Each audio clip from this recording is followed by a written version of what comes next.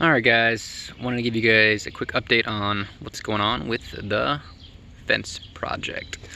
We have this hole here to complete and maybe another 8 to 10 inches to go on that one. Still in process. This hole here is complete. That's 24 inches right there.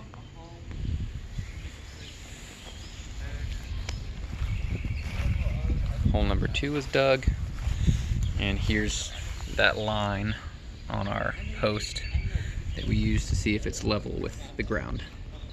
If that line lines up with the ground, then we're good. So we've been using this post to check for the proper depth. And here is our first post that we have dry fit. And we have kind of a simple jig here that's just screwed into the shed and clamped in place before we pour that concrete. So when we talked about plumb and level, here's how we check for that. We have a clamp here kind of holding the beam to the level, and we can see that the bubble is pretty closely in between those two lines going this direction.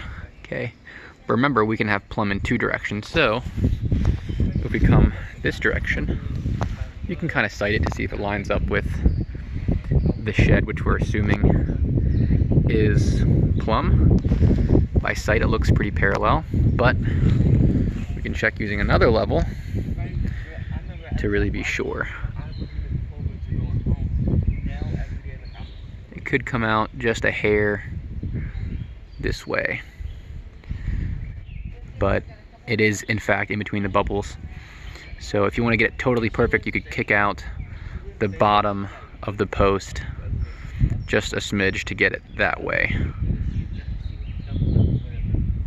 and that would get it perfectly in between the bubbles, just a little bit. But great is oftentimes the enemy of good, and if it's in between the bubbles and it doesn't look terrible, sometimes if it looks straight, it is straight. The next step here is to pour concrete down in the hole. Another thing we did